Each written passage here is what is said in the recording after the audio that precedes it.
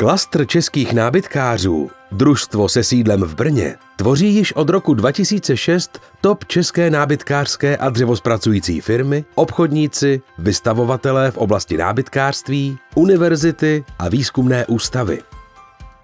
Je největším klastrem se zaměřením na nábytkářský, dřevozpracující průmysl a interiérovou tvorbu u nás. Výrobní firmy, které jsou členy klastru, patří mezi spolehlivé a stabilní dodavatele v nábytkářství, mají bohaté zkušenosti s dodávkami všech kategorií nábytku, interiérů, dalších výrobků a polotovarů souvisejících s výrobou nábytku nejen v České republice, ale i v zahraničí. Hlavním cílem klastru je podpora mezinárodní konkurenceschopnosti a ekonomického růstu členských firem prostřednictvím důrazu na rozvoj výzkumu, vývoje a inovací, trvalého zkvalitňování vazeb mezi výzkumnými institucemi a podnikatelskou sférou v oblasti nábytkářského průmyslu, vzdělávací aktivity a posílení internacionalizace klastru. Klastr propojuje své členy s akademickou a vědecko-výzkumnou sférou a iniciuje vědecko-výzkumné a inovační aktivity. Celkem má klastr 4 technologická centra s různým zaměřením. Technologické centrum pro zkoušení nábytku v Brně, Technologické centrum pro vývoj povrchových úprav a nedřevěných materiálů ve Svitavách, Technologické centrum pro vývoj nových technologií a nových typů výrobků v Ořechově,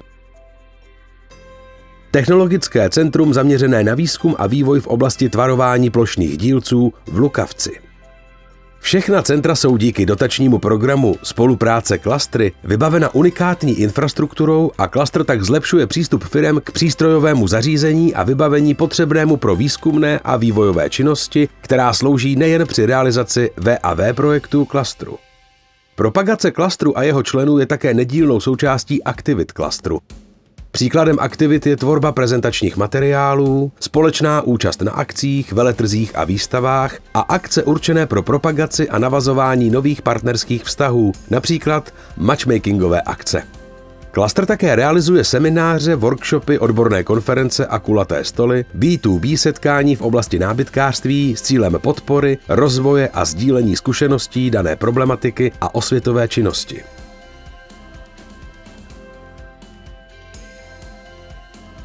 V rámci veletrhu Mobitex je každoročně pořádáno finálové kolo Mistrovství České republiky oboru truhlář, kterému předchází regionální kola v každém kraji.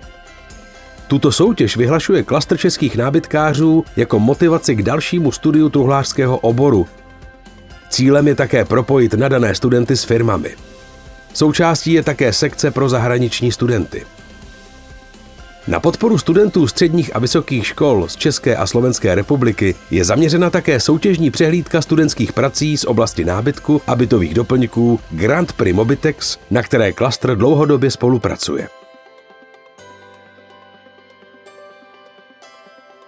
Klastr českých nábytkářů, družstvo, je otevřenou organizací, do které může vstoupit každý český nábytkář stotožňující se s jeho cíli a vizí.